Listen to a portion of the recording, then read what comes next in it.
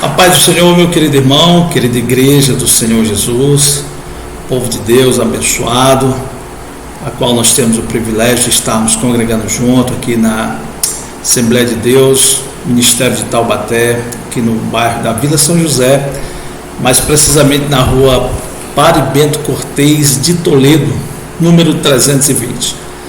Estamos aqui mais uma vez para darmos início à nossa escola bíblica dominical, esse momento em que nós tiramos para estudar um pouco a palavra de Deus, esse estudo maravilhoso da palavra do Senhor, que a cada dia tem enriquecido a nossa vida, tem fortalecido a nossa fé, tem nos ajudado na jornada, na caminhada, né? A escola bíblica dominical, um ministério tão abençoado na igreja de Deus, né? Da escola bíblica dominical, nós vemos crescer grandes professores, se destacar grandes homens, grandes mulheres, né, que assumem a liderança da igreja de Deus, e com certeza até Jesus voltar, esse trabalho ele continuará sendo executado, pois ele é de suma importância na obra de Deus. Estamos estudando mais um trimestre que Deus nos concede. Nós tivemos aula no domingo próximo passado, em virtude das eleições, do pleito eleitoral. Teremos o pleito na próxima semana, mas próximo domingo, nós teremos a nossa escola bíblica dominical, presencial e também online. Mas sempre deixando o nosso convite para você. Seja aluno presente, seja aluno que esteja na igreja aos domingos pela manhã, para juntos nós estudarmos a palavra de Deus. É muito bom, a sua participação, ela é primordial, a sua participação, ela enriquece a cada dia mais e mais, e com certeza, além de estarmos sendo agraciados pelo ensino da palavra de Deus, nós estamos valorizando os nossos professores, que passam a semana se dedicando, se esforçando, buscando um conhecimento a mais, para estarem conosco aos domingos, transmitindo o ensinamento da palavra de Deus. Amém? Mais uma vez, reforça esse convite, faça-se presente, venha estudar a palavra de Deus conosco, e com certeza todos nós iremos ganhar, continuaremos ganhando, né? Conhecendo mais e mais a palavra desse Deus maravilhoso. Estamos com nossas classes todas funcionando, inclusive a classe das crianças, né? O nosso departamento infantil está funcionando aos domingos pela manhã. Então venha participar, não fique em casa, venha ser também um aluno da nossa querida escola bíblica dominical. Amém? Nós vamos para o nosso assunto da lição, assunto da lição que continua falando sobre a questão da fragilidade humana e a soberania divina. Nós estudamos já a arguição, né, dos dois amigos de Jó, Elifaz, que fala que os pecadores sofrem. A teologia, o pensamento dele é que ele achava que somente os pecadores sofriam. Então, se alguém estava sofrendo, é porque era um pecador. Semana passada que nós não estivemos na nossa aula, mas Bildade, ele veio falar que se há sofrimento, há pecado oculto.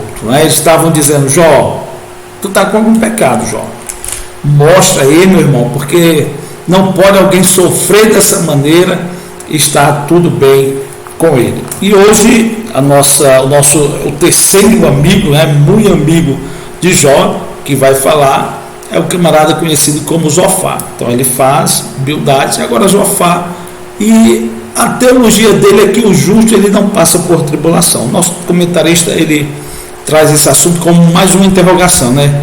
O justo não passa por tribulação? Será, irmãos? Será que aquele que anda nos caminhos de Deus? Será que aquele que caminha junto com o Pai? Será que aquele que vive, né, servindo, fazendo a vontade de Deus, será que ele não passa por tribulação?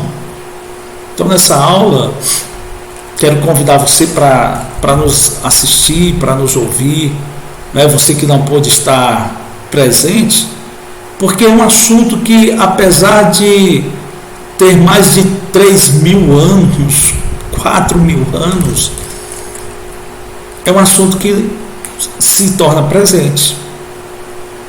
é um assunto que não mudou. Parece que essa teologia, ela continua cada dia querendo aparecer e surgir no meio da igreja, surgir no meio do povo de Deus. E nós precisamos combater, irmãos, porque assim como Jó combateu os seus amigos com esses 3 ensinamentos errôneos, né? E hoje nós vamos finalizar esses 3 amigos, apesar de que ainda falta mais um, mas nós vamos finalizar esses 3 que traz uma teologia totalmente errada, totalmente fora dos princípios e dos padrões de Deus, fora daquilo que a palavra de Deus nos ensina, fora daquilo que a palavra de Deus nos traz, fora daquilo que a palavra de Deus a cada dia mostra-nos dentro da sua palavra. Então nós vamos aprender um pouquinho mais, né? A teologia de Zofá. O justo não passa por tribulação? Será? O nosso textuário, né, está lá em Jó 11:18, e aí nós vamos encontrar aqui ele dizendo: e terás confiança, porque haverá esperança, olharás em volta e repousarás seguro. Então nós vamos ver que Zofá, ele repreende Jó, né? E ele vem dizendo: Jó, tem alguma coisa errada contigo aí, meu amigo, porque quando a gente é justo, a gente tem confiança, a gente tem esperança, a gente olha em volta, a gente repousa seguro, e parece que tudo não está assim, Jó. Parece que tem alguma coisa errada com você, meu camarada. E nós precisamos tomar cuidado, porque às vezes nós estamos nos colocando na posição de Deus, fazendo julgamentos precipitados. Nós vamos ver mais à frente, eu até separei esse versículo, em que a palavra de Deus diz que com a medida com que nós medirmos, nós seremos medidos. Então nós precisamos tomar cuidado de muitas vezes querermos nos colocar na posição de Deus e fazermos julgamentos precipitados. O julgamento é para o Senhor, o julgamento é para Deus. Se alguém não está indo bem, se alguém não vai caminhando bem, não vamos julgar. Se alguém está passando por luta, por tribulação, deixa nas mãos do Senhor, porque Deus sabe. Às vezes Deus está tratando o vaso, como ele estava tratando Jó. Jó não foi achado nenhum erro em Jó, para que ele estivesse passando por toda aquela luta. E mais uma vez, falando, né, que todos esses ensinamentos desses amigos de Jó, Deus vai refutar lá no final. Olha, vocês não falaram a meu respeito, a verdade a meu respeito a Jó. Vocês mentiram. Essa teologia que vocês trouxeram aí, que só os pecadores sofrem, se há pecado é porque se há sofrimento tem pecado oculto, os justos eles não podem sofrer, tudo isso aí está furado. Deus vai dizer lá em Jó 42:7, acho que é isso mesmo, Jó 42:7, exatamente. O Senhor disse a Elifaz o Temanita: a minha ira se acendeu contra ti e contra os teus 2 amigos, porque não disseste de mim o que era reto, como meu Senhor. Quer dizer, Deus está dizendo: as palavras de vocês estão erradas. Eu não penso da maneira que vocês estão falando. Eu não ajo da maneira que vocês estão dizendo que eu ajo. Não, está tudo errado. Então nós precisamos tomar cuidado. O justo, né, apesar de que nós, humanamente falando, não temos nada que nos justifique, é Deus quem nos justifica, mas esse justo diante de Deus, ele passa por lutas na terra, ele passa por dificuldades, ele passa por aflições, ele passa por momentos bons e passa também por momentos ruins, não é? A nossa verdade prática diz que, segundo as Escrituras, até mesmo o justo ele passa por tribulação. Tenho batido nessa tecla ao longo desse trimestre e tenho sempre falado para os irmãos que o próprio Senhor Jesus, ele vai nos dar esse ensinamento. No mundo tereis aflições, mas tende bom ânimo.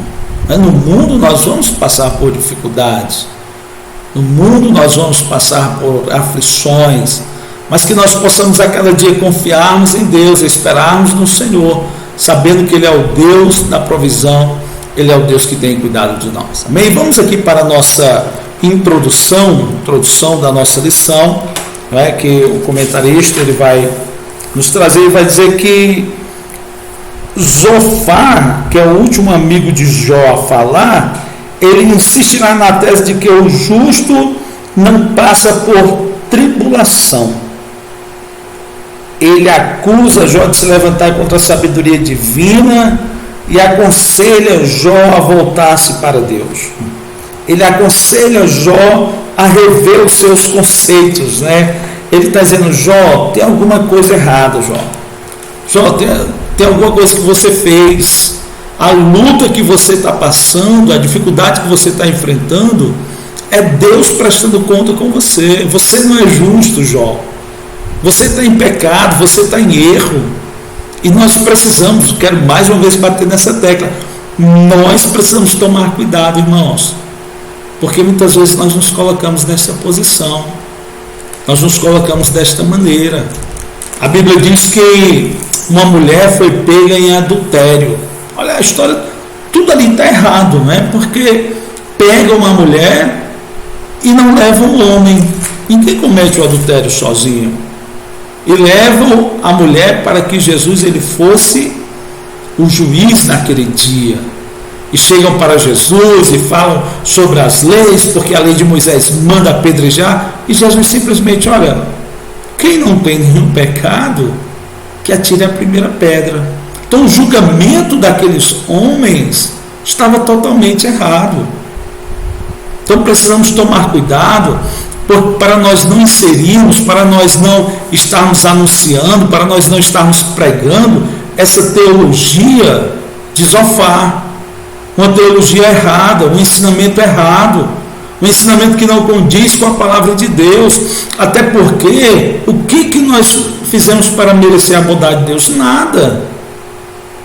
Mas a misericórdia de Deus, diz a palavra do Senhor, é que são as causas de nós não sermos consumidos. Todos nós, sem exceção, vivemos debaixo dessa misericórdia.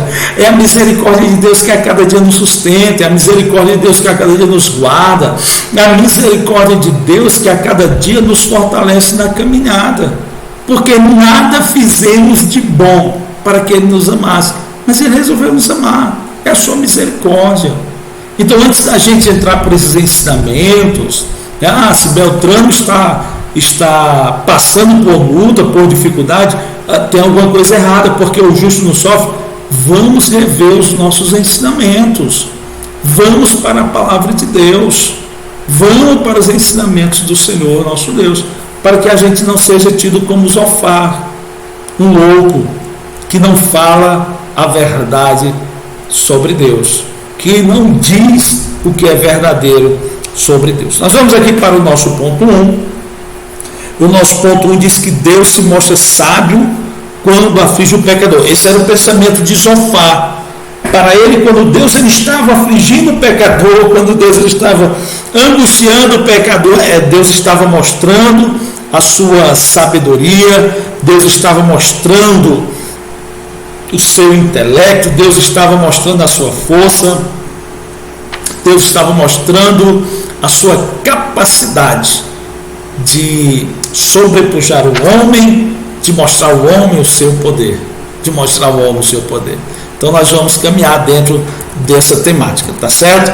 Deus grande e sábio. Diz aqui o comentarista que Zofar, ele defende que o sofrimento de Jó fazia parte de um sábio julgamento divino. Diz ele que os bons, o tal do Zofar, assim acreditavam, que os bons, eles jamais passam por tribulação. Ele diz que Jó, ele acusa Jó de se comportar como um animal irracional. Imagina você, irmão, passando por luta, por dificuldade, e chega uma pessoa dessa, se dizendo seu amigo, e com esses pensamentos a respeito de você.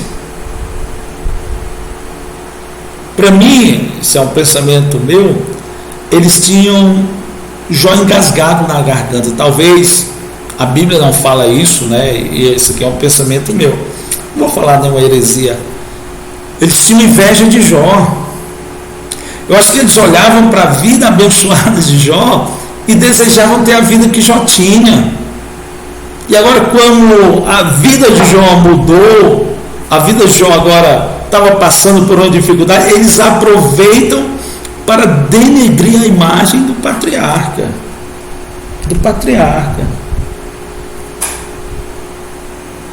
Lucas, no capítulo de número 23, versículo de número 41, nós vamos encontrar Jesus quando ele está indo para a crucificação. Ele já está lá na cruz, já está sendo oferecido, né? Já está sendo morto.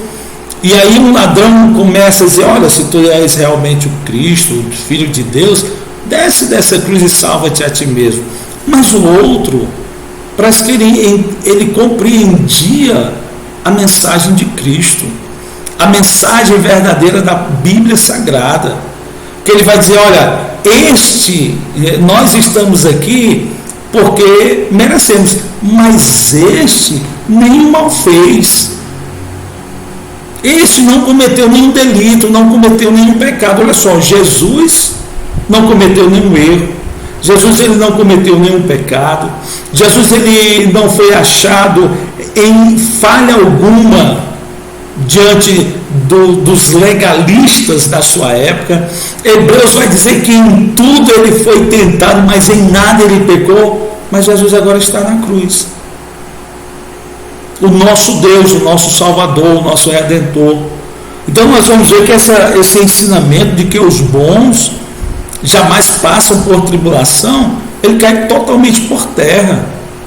Jesus ele estava passando a aflição, a angústia dos nossos pecados, é bem verdade, mas Deus não estava o afligindo para mostrar a sua sabedoria, não. Estava afligindo para mostrar o amor de Deus para conosco, para com a humanidade. Deus permitiu que ele passasse aquilo ali, não porque ele era um pecador, não porque Jesus tinha errado, não porque ele era injusto, muito pelo contrário, é porque ele era justo, é porque nele não foi encontrado nenhuma falha, nenhuma falta, nenhum erro. E muitas vezes, meus queridos irmãos, nós usamos o púlpito das nossas igrejas para defender essa teologia errada de Zofar, de que o justo ele não pode passar por tribulação. Passamos sim, passamos dificuldades, passamos lutas, passamos problemas. Paulo, eu falava ainda aqui quinta-feira na nossa congregação, eu dizia que Paulo, lá em Timóteo, 2 Timóteo 2, ele vai escrever, ele vai dizer: olha, sofre pois comigo as aflições como um bom soldado de Cristo.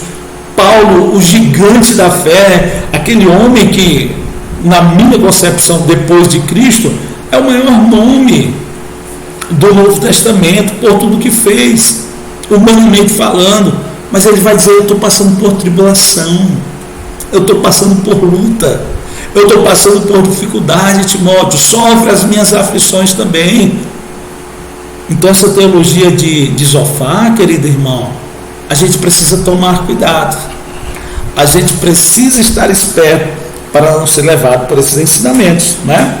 Marcos 4:24, está lá aquele texto que eu falei, que nós precisamos tomar cuidado, porque com a medida com que nós medirmos, nós também seremos medidos.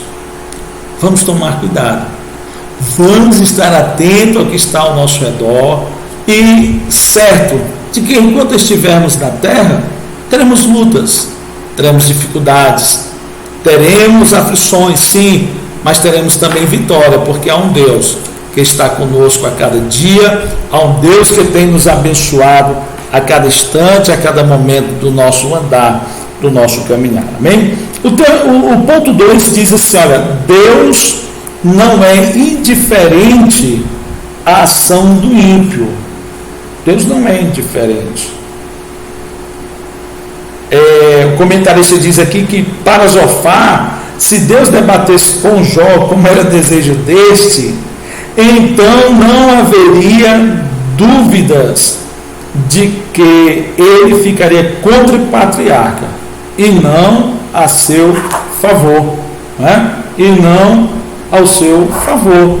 Ele tinha convicção no coração dele. Zofar tinha convicção de que se Deus começasse a conversar com Jó, que se Deus começasse a dialogar com Jó, Deus mostraria para Jó que ele estava em erro, Deus mostraria para Jó que ele estava em pecado, Deus mostraria para Jó que quem estava certo era o Zofar. Olha só a que ponto chegavam esses camaradas a se colocar na posição de Deus, a se colocar na posição de Deus.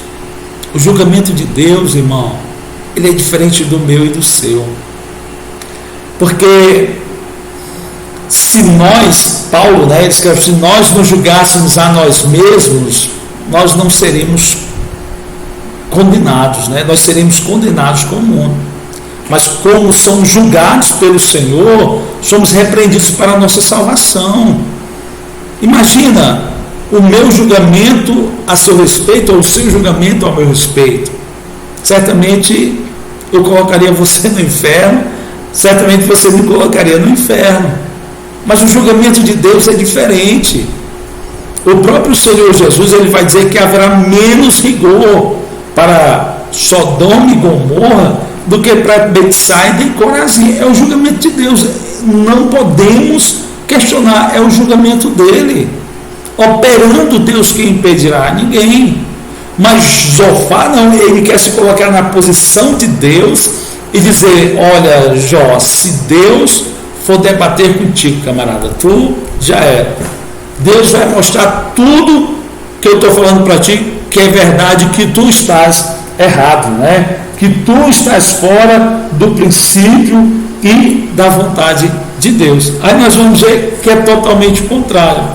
Já li aqui para vocês, mas deixa eu ler mais uma vez. Jó 42:7 diz assim: sucedeu, pois que acabando o Senhor dizer a Jó aquelas palavras, o Senhor disse a Elifaz o temanita: a minha ira se acendeu contra ti e contra os teus dois amigos, porque não disseste de mim o que era reto, como o meu servo Jó.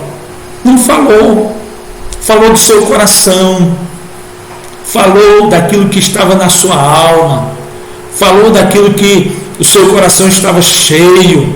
Por isso que a gente tem que ter cuidado, irmão? Daquilo que está enchendo os nossos corações, a nossa mente. Precisamos tomar cuidado. Zofar, ele falou daquilo que estava cheio o seu coração. Eu não sei se Jó não arranjou um dinheiro para ele, eu não sei o que era, mas ele estava, chateado com Jó, ao ponto de dizer: olha, Deus, se ele vier falar contigo, Jó, tu vai ver que eu estou totalmente certo, tu está errado. E foi ao contrário. Deus mostrou que os amigos de Jó estavam errados. Precisamos tomar cuidado, querida igreja, como nós estamos executando e exercendo o julgamento no nosso dia a dia, no nosso cotidiano. Vivemos debaixo da graça, de um favor imerecido, todos nós, sem exceção, e precisamos caminhar e andar e experimentar a cada dia essa graça infinita. Amém? O ponto 3 da nossa lição vai trazer o seguinte tema, tolos se passando por sábios. É um grande perigo, irmãos. É um grandíssimo perigo que nós vivemos. O comentarista diz assim: Zofar, juntamente com seus amigos, havia havia se levantado como legítimo representante do verdadeiro saber. Zofar pretendia representar o próprio Deus em seu discurso. Todavia, Jó está convencido de que isso não passava de charlatanismo. Vós, porém, sois inventores de mentiras, e vós todos médicos que não valem nada, né? Está lá em Jó 13:4, Jó na sua defesa. Ele vai dizer assim: mas eu falarei ao Todo-Poderoso, quero me defender perante Deus. Quero me defender perante Deus. Deus, ele não vê como homem. Deus, ele não vê. Zofar, ele queria saber o que estava no coração de Deus, irmão, no pensamento de Deus. E é um perigo isso, quando a gente se torna, ou se coloca, ou toma esse assento, esta posição, de se colocar na posição de Deus, né? Como Jonas. Deus chamou ele e disse: olha, vai para a cidade de Nínive, vai lá pregar. Disse: não vou, Senhor, eu quero que esse povo morra. Esse povo não presta, esse povo não vale nada. E nós precisamos tomar cuidado, porque senão nós vamos estar tomando as mesmas atitudes que Jonas teve. E olha o que Jonas passou para poder chegar à cidade de Nínive, e mesmo assim ele ainda não aprendeu a lição. Ele ainda não aprendeu que a misericórdia de Deus, ela é para todos os homens, que a graça de Deus é para toda a humanidade, que Deus, ele não se sente feliz em ver o homem sofrendo. Haja vista quando Jesus ele vai para a casa de Lázaro, e Lázaro já está morto há 4 dias, a Bíblia diz que Jesus chorou, porque ele viu a dor do homem, ele sentiu a dor do homem, ele viu o sofrimento do ser humano, e Deus, ele não tem prazer nesse sofrimento. Essa teologia, ela está dizendo assim: olha, Deus, ele se alegra quando o homem está passando por dificuldade. Não, Deus, ele não tem esse prazer. Deus, ele não tem esta alegria no seu coração. Deus, ele não tem, muito pelo contrário. Ele quer tanto o bem-estar do homem, que enviou Jesus para morrer lá na cruz do Calvário, para que hoje nós pudéssemos ter essa liberdade de chegar até a presença de Deus, de chegar ao santuário de Deus, né? De chegar ao santuário de Deus. Olha só: vós, porém, sois inventores de mentiras, e vós todos médicos que não valem nada. Eu estou aqui passando luta, já está dizendo, e vocês vêm com uma história dessa para o meu lado? Você vem com um ensinamento totalmente torto, totalmente às avessas, totalmente fora, uma teologia errada, um ensinamento errado, e precisamos tomar cuidado, querida igreja, porque estamos vivendo um tempo de tantos ensinamentos, de tantos falsos doutores, de pessoas que louvam a Deus com os lábios, mas o coração está longe de Deus, está longe da vontade do Senhor. Paulo, ele escreve a Timóteo, capítulo 2 Timóteo 4, olha só o que diz aqui, 2 Timóteo, capítulo de número 4, os versículos de número 3 e 4, e Paulo vai dizer assim: olha, porque haverá tempo em que não sofrerão essa doutrina, mas tendo comichão nos ouvidos, amontoarão para si doutores conforme as suas próprias concupiscências, e desviando os ouvidos da verdade, voltando às fábulas. Era isso aqui que Zofar já estava fazendo lá nos dias de Jó, desviando os seus ouvidos da verdade, porque queria incriminar alguém que não estava em pecado, queria julgar alguém quando não era esse o papel dele, quando não era essa a vontade de Deus para a vida deles. Era para eles chegarem lá e fazer o que eles fizeram, que o Jó fez por eles lá no final. Deus chama Jó manda ele orar pelos amigos dele, aqueles amigos que haviam acusado injustamente. Era isso que era o papel deles, chegar lá e orar por Jó, confortar Jó, trazer uma palavra de ânimo para Jó, uma palavra de consolo, não ficar condenando Jó sem causa, sem ter o verdadeiro conhecimento daquilo que aquele homem estava passando, e ainda usando o nome de Deus. E como nós estamos vendo isso nos dias de hoje, irmãos? Parece que a teologia de Zofar, ela está mais atual do que nunca. Uma teologia falsa, uma teologia errônea, uma teologia fora dos princípios bíblicos, fora dos padrões de Deus, mas que está aí invadindo os nossos púlpitos, mas que está aí invadindo os nossos lares.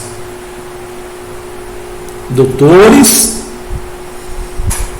não querendo sofrer essa doutrina, comichão nos ouvidos, em que acumularão para si doutores que falam conforme as suas próprias concupiscências e desviarão os ouvidos da verdade, voltando às fábulas. Vamos ter cuidado, querida igreja, povo de Deus, servo do Senhor, você que está nos ouvindo, você que está nos ouvindo. Deus, ele não vê como os homens veem. Deus não lhe vê como as pessoas te veem, meu irmão. Deus não me vê como você me vê. Não. Deus, ele conhece o meu interior, ele conhece o seu interior. Deus sabia a dor no coração daquele homem chamado Jó. Se a pessoa está passando luta, se é por uma dificuldade espiritual ou não, o que cabe a nós é orar. O que cabe a mim e a você é buscar a Deus. O que cabe a mim e a você é estarmos na presença do Senhor. O julgamento deixa para Deus. O julgar não pertence a mim e a você. Deus não nos colocou na posição de juízes. Deus nos chamou para sermos servos. Para estarmos ao lado daqueles que estão necessitados. Vamos ter cuidado com os nossos julgamentos. Aliás, deixa o julgamento para o Senhor.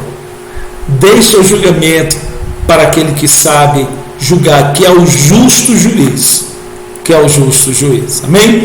Nós vamos aqui para o nosso ponto 2 da nossa lição, que fala como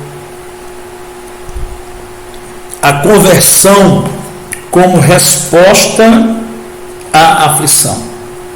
Então, na cabeça lá do nosso camarada Zofar, ele pensava e dizia: Jó, você precisa se converter, porque somente isso vai trazer uma resposta necessária para a sua aflição. O tópico 1 do ponto 2 vai nos falar sobre a purificação moral. Zofar, ele conclui o seu discurso sobre a situação de Jó, no versículo de números 13 a 20 do capítulo de número 11. E ele vai enumerar 3 passos, para que Jó alcance a graça, a misericórdia de Deus. O primeiro passo que ele vai enumerar é uma conduta correta. Olha só, se colocando na posição de Deus. Ele vai colocar a oração e a renúncia ao pecado. Ele traz isso aqui como um aspecto de arrependimento que não passava de um mero ritual. Não precisaria, na concepção dele, nessa maneira dele aqui mostrar, uma mudança interior. Uma mudança interior, porque a santificação, ela não começa de fora para dentro, ela começa de dentro para fora.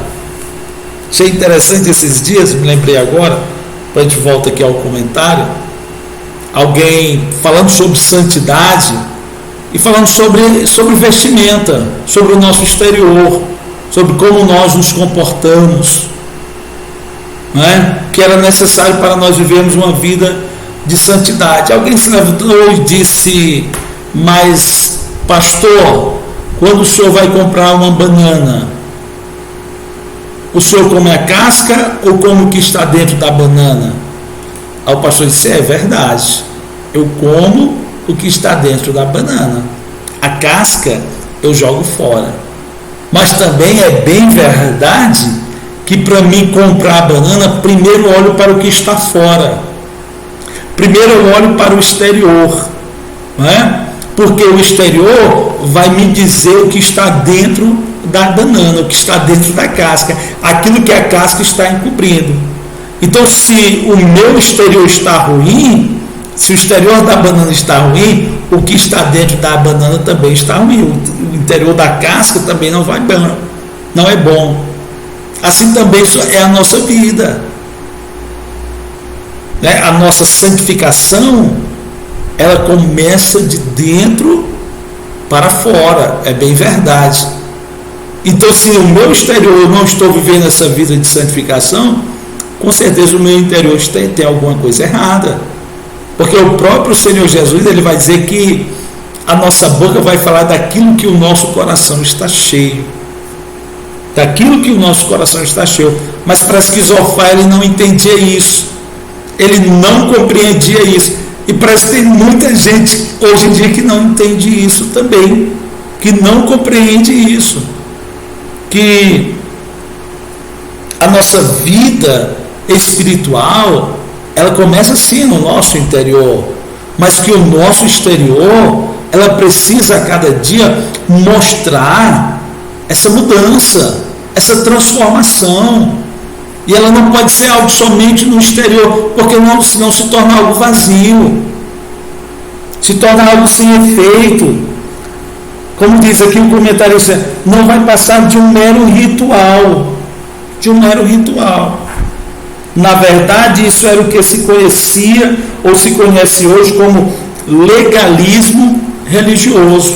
E o Senhor Jesus, no seu ministério terreno, ele vai combater muito isso, porque era uma prática comum, esse legalismo religioso nos dias de Cristo.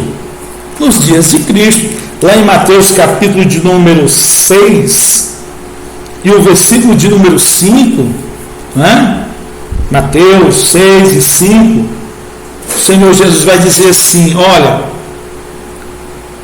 e quando orares, não seja como os hipócritas, pois se comprazem a orar em pé nas sinagogas e às esquinas das ruas, para serem vistos pelos homens. Em verdade vos digo que já receberam seu galardão. Era um rito religioso para eles. Preciso orar nas sinagogas, em pé, nas esquinas, para que todo mundo veja que eu estou orando e veja que eu sou um bom cristão. Não. O fato de você orar, e o erro aqui não está em orar em pé nas sinagogas, não está a orar em pé nas esquinas, não, o erro não é esse. O erro é eles fazerem para serem vistos pelos homens, para serem vistos pela sociedade dos seus dias. E como nós muitas vezes estamos passando assim nos dias de hoje, estamos nos preocupando muito com o que o homem pensa. E eu tenho que me preocupar com o que o homem pensa, sim, tenho, mas principalmente Deus. Eu tenho que orar, eu tenho que ler a Bíblia, eu tenho que jejuar, eu tenho que vir à igreja, mas não para dar uma satisfação ao homem. Eu venho para agradar a Deus, para servir a Deus, para louvar o Senhor, porque isso é agradável a Deus, Isto é agradável a Deus. Mas ainda em Mateus 15, as horas estão passando, Jesus, Mateus 15, 8 ao 9, o Senhor Jesus, ele vai dizer assim: olha, este povo honra-me com os lábios, mas o seu coração está longe de mim. Em vão me adoram ensinando doutrinas que são preceitos dos homens. Honra com os lábios, mas o coração estava longe. Era mais ou menos assim que Zofar queria que Jó fizesse. Era assim que Zofar queria que Jó colocasse em prática na sua vida. E acho então interessante que Jó não se deixa levar, porque lá no final ele vai dizer: Senhor, antes eu te conhecia de ouvir falar, agora os meus olhos te veem. Ele está dizendo: eu tenho intimidade contigo, Senhor. Essa luta, essa dificuldade que eu passei não foi para a morte, foi para o teu nome ser glorificado na minha vida, eu ter mais comunhão, mais intimidade contigo. Era isso que Jó estava dizendo, era isso que Jó estava falando.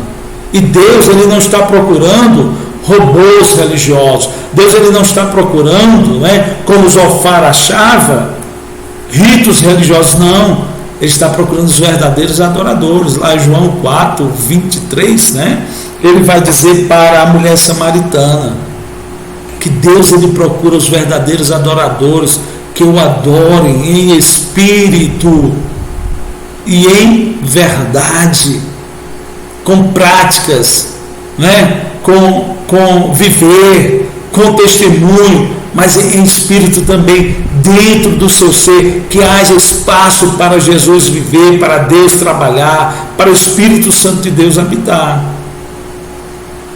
Totalmente diferente da teologia de Zofar, totalmente diferente daquilo que Zofar acreditava, e que nós precisamos também pararmos um pouquinho para acreditarmos naquilo que Deus está falando para nós, verdadeiros adoradores, não a teologia de Zofar, não vivemos um rito religioso, uma religiosidade somente para agradar a quem está do meu lado, não, mas para agradar principalmente a Deus.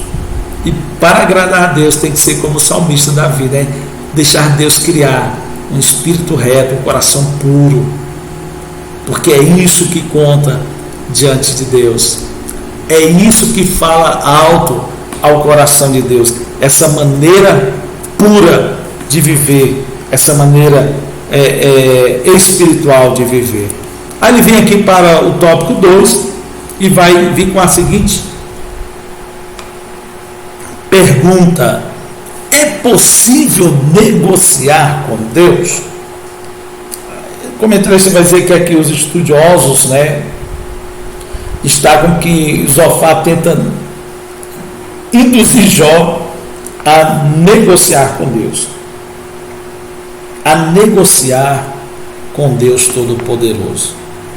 Isso digo para nós nesta hora, que muito me preocupa, porque nós estamos vendo muitas vezes isso dentro da igreja. Estamos tentando negociar com o Senhor, estamos tentando fazer da vida espiritual um negócio com Deus. Se Deus me abençoar, eu vou servir a Ele. Se não me abençoar, eu não vou servir. Vou trazer o meu dízimo porque Deus, ele vai multiplicar. Não podemos negociar com Deus. O que nós temos para negociar com Deus? Não. Precisamos tomar cuidado. Diz aqui que o diabo acusou Jó de ter uma vida interesseira. Ele vai chegar para Deus e vai dizer: mas também tu cobre ele de bens, de riquezas. Ele está dizendo: Jó te serve por causa dos bens, Jó te serve por causa daquilo que ele tem te dado, que tu tem dado a ele, digo. E precisamos tomar cuidado, irmão, porque essa teologia falsa, por sinal, ela está muito atual. Estamos querendo negociar com Deus. Tem gente que serve a Deus porque está buscando algo do Senhor, está buscando uma cura, está buscando um emprego, está buscando uma paz dentro do lar. E é bem verdade que Deus, ele nos traz todas essas coisas, mas essa não deve ser o nosso interesse, porque com Deus a gente não tem como fazer barganha, não tem. Satanás chegou para Jesus e disse: olha, se me adorares eu te darei tudo que está, todo o ouro, toda a riqueza. Deus vai dizer: olha, somente ao teu Deus adorarás, e somente a Ele prestarás culto. Esse tem que ser o nosso interesse, adorar a cada dia a Deus, e somente a Ele prestar culto na nossa jornada, na nossa caminhada. Amém? Nós vamos aqui para o nosso tópico 3 do ponto 2, que as horas estão indo embora, a angústia de Jó. Jó dá sinais de desânimo, né? Ele manifesta de vez toda a sua condição humana. O justo sofre. O justo sofre. Morrendo o homem, diz ele, porventura tornará a viver? Era a pergunta de um homem crente. Era a pergunta de um homem crente e piedoso, porém angustiado, que não tem medo de expressar sua verdadeira condição humana, que não tinha medo de expressar a fragilidade do ser humano, né? A fragilidade. Jó dá sinais de desânimo. Imagina, irmão, uma luta dessa, uma dificuldade dessa, um problema desse que ele estava vivendo, e ainda os amigos o acusando, os amigos apontando para ele, dizendo que ele estava errado, dizendo que ele pecou. Imagina a luta e a dificuldade que esse homem estava vivenciando. E ele dá sinais de desânimo, mas de toda maneira ele continua firme, confiando em Deus, acreditando em Deus. Ele vai dizer: a esperança para a árvore, que ainda se for cortada, ao cheiro das águas brotará. Mas ele vai dizer: morrendo o homem, porventura tornará a viver. Era a aflição de um homem, a angústia de um homem que no seu momento difícil, de dificuldade, ele expressa a sua condição humana: sou pó, sou cinza, né? Sou dependente da graça e da misericórdia do Senhor. E é isso que a gente precisa fazer, irmão. No momento das dificuldades, das lutas, reconhecer a nossa fragilidade, a nossa dependência de Deus. Reconhecer que somente em Deus nós temos a resposta, nós temos a saída, nós temos um escape para as situações adversas que nos cercam. Somente em Deus, somente em Cristo, nós vamos encontrar uma resposta plausível para o nosso dia a dia, para as lutas que nos cercam. Para as lutas que nos cercam. Quando a mulher, a sunamita, o seu filho morre, eu acho interessante que o ajudante do Eliseu, ele pergunta 3 vezes: vai bem contigo? Vai bem com a tua casa? Vai bem? E ela, todas as vezes ela diz: vai bem. Ela sabia onde era que estava o socorro dela. Ela sabia onde estava a resposta para a sua aflição. Ela sabia que aquele moço, apesar de andar com Eliseu, não tinha a saída, não tinha a resposta para os seus problemas. Ela chega diante de Eliseu e ali ela derrama a sua alma. Ela derrama o seu coração. E é isso que a gente precisa fazer. Nos momentos de aflição, nos momentos de angústia, nos momentos de luta, chegar para Deus, rasgar o nosso coração, mostrar para Deus as nossas fragilidades, as nossas incapacidades, as nossas impossibilidades, mostrar para Deus a nossa dependência dEle. O problema é que muitas vezes nós ficamos lutando, né? Não, eu faço, não, eu posso, eu sei fazer, eu vou resolver, e Deus está dizendo: ei, coloca nas minhas mãos. É Pedro que diz, né? Lançando sobre ele todas as suas ansiedades, porque ele tem cuidado de vós. Lança, meu querido, sobre Cristo. Coloca aos pés do Senhor aquilo que te aflige, aquilo que te angustia, aquilo que tem roubado a tua paz, porque Ele tem cuidado de nós, Ele tem nos sustentado até aqui, Ele tem a cada dia nos fortalecido. Ele tem a cada dia nos fortalecido.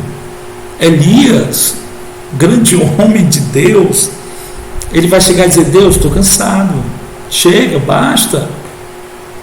Porque ele estava querendo lutar as lutas de Deus com as suas forças, e não é assim que funciona. Não é assim que funciona. É na dependência de Deus. E Deus chega para Elias: Elias, sai da caverna, tem muita coisa para tu fazer, Elias. O tempo ainda não terminou. A aflição foi grande sobre a vida de Elias, foi. Mas quando ele se coloca diante de Deus, ele conversa com Deus, ele sai da caverna, ele abre o seu coração para o Senhor, ele começa a confiar em Deus novamente, tudo muda.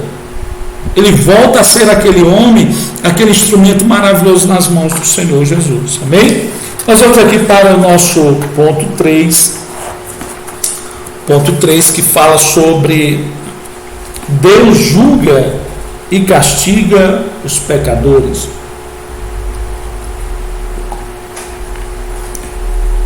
Tópico 1, vamos acelerar um pouquinho aqui, diz que o castigo dos maus. O capítulo 20 contém o segundo discurso de Zofar, diz aqui o comentarista.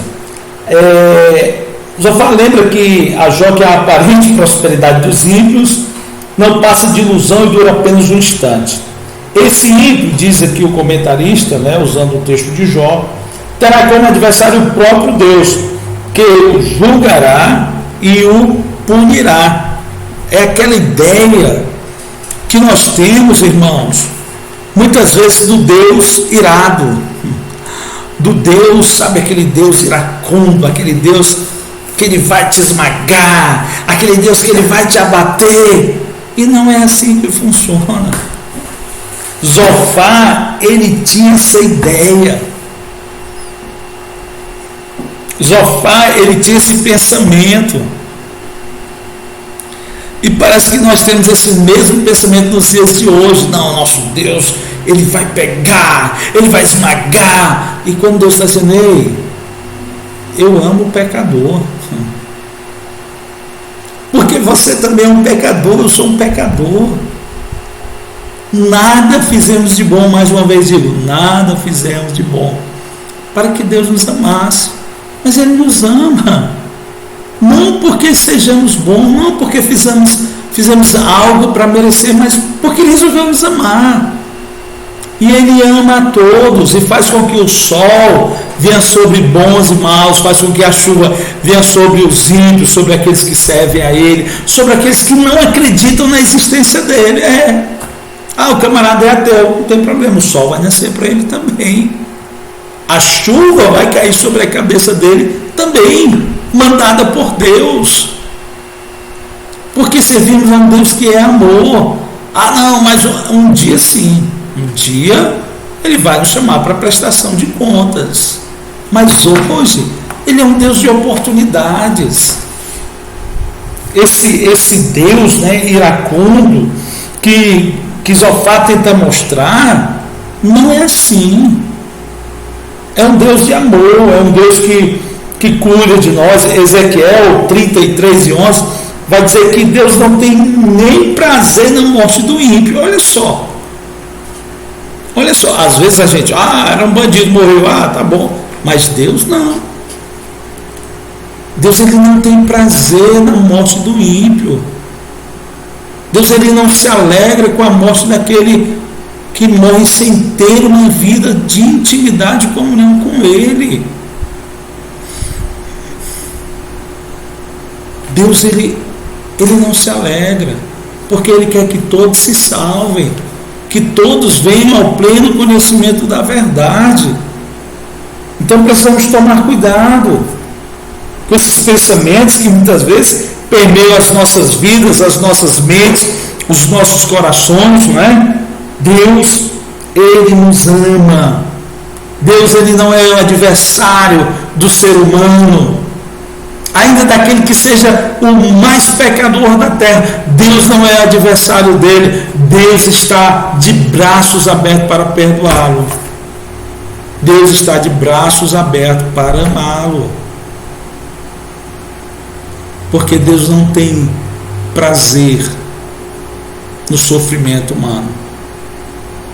Ah, mas a gente passa, porque um dia o pecado entrou na face da terra. E como consequência do pecado, nós passamos muitas dificuldades, enfermidades, fomes, pestes, passamos, por causa do pecado original de Adão. Mas Deus não tem prazer nisso, tanto é que Ele, em seu infinito amor, Ele preparou um plano de redenção para o homem. Basta tão somente o homem se colocar debaixo da vontade desse Deus maravilhoso. Amém? Nós vamos aqui para o tópico 2 do ponto 3, que fala sobre Jó adiante, né? O diante, tem uma a mais aí, nos desculpe, diante de um paradoxo. A tese de Jó é de que os ímpios são sempre punidos, era contraditada pela experiência. Além de terem vida longa, eles passavam seus dias em total regalia e morriam em total felicidade, os ímpios. Como podemos constatar nesse versículo, né? Jó 21 e 13. Passam eles os seus dias em prosperidade e em paz, descem à sepultura. Porque o problema, irmãos, não está em ser rico. O problema não está em não temer o Senhor para se ter uma vida boa na face da terra. Não. Porque quantas pessoas que não temem a Deus, quantas pessoas que não servem a Deus, quantas pessoas que não andam nos princípios do Senhor, e estão vivendo, estão tendo uma vida regalada.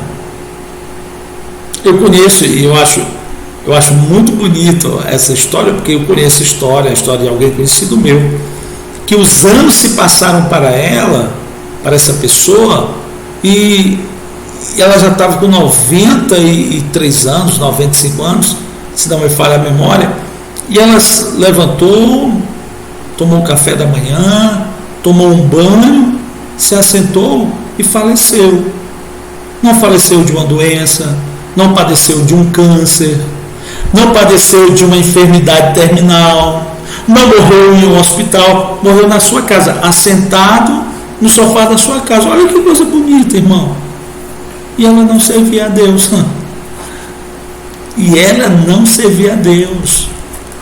Porque o problema não está no mundo que estamos, o problema é após esse mundo que nós estamos. É a vida após a morte, né? Lucas 12 vai contar a história do rico insensato, um homem que plantou, que produziu, e ele disse: olha, alma, tens em bens grandes depósito, come, bebe, descansa, folga. E uma voz bradou no seu coração: louco, esta noite te pedirão a tua alma. E o que tens preparado? Para quem será? Porque essa vida aqui, por mais que eu viva, tenho 51 anos, se eu viver aos 70, aos 80, se eu chegar aos 90 anos de idade, ela é insignificante diante da eternidade que está reservada para o ser humano, diante da eternidade que nos espera. E é essa eternidade que nós devemos estar preocupados. É essa eternidade que eu e você devemos nos preparar a cada dia, para nós estarmos esperando e vivendo a vinda, e esperando a vinda do nosso Deus. Tá certo? Aqui o nosso tópico 3, mais um erro aí, nos perdoe. Aí é 3, tá bom? Tópico 3, a verdade vem à tona, né? Diz aqui: faz com que o seu sol se levante sobre maus e bons, e a chuva desça sobre justos e injustos.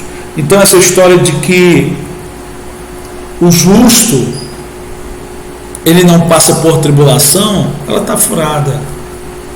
A gente passa por dificuldade, a gente passa por luta, porque o sol e a chuva vêm sobre todos, bons e maus, ricos e pobres, aqueles que servem a Deus e aqueles que não servem, aqueles que acreditam em Deus e aqueles que não acreditam na existência do Senhor.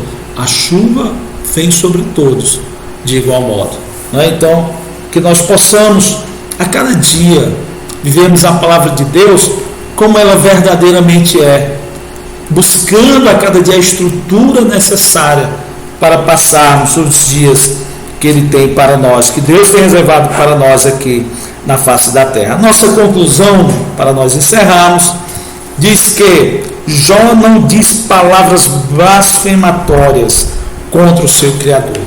Em toda essa luta, em toda essa dificuldade, Jó, ele manteve a sua confiança em Deus. Jó, ele manteve a sua fé em Deus. Jó, ele manteve a sua esperança no Deus Todo-Poderoso. Meu querido irmão, estamos encerrando mais essa lição, dizendo que se você está passando luta, se você está passando dificuldades, tenha calma, espera no Senhor, confia nele, porque Ele sempre chega no devido tempo para dar a vitória necessária à minha e à sua vida. Não é porque você está em pecado, não é porque você fez algo de errado, não, porque o justo ele vai sim passar por problemas enquanto estivermos na face da terra, mas chegará o dia em que estaremos todos juntamente com o Senhor nosso Deus, e nesse dia nós não teremos mais dificuldades, nós não teremos mais enfermidades, nós não teremos mais tribulações para passar. Amém? Que o Senhor te abençoe, que o Senhor te guarde, você, sua casa, sua família. Mais uma vez finalizando com o convite para você ser participante da nossa escola bíblica dominical, que acontece todos os domingos pela manhã, no horário das 9h15 às 10h45. Venha ser participante da EBD conosco e certamente nós iremos crescer mais e mais na graça e no conhecimento do Senhor nosso Deus. Um grande abraço para você, na paz e no amor de Cristo. Que Deus em Cristo continue te ajudando.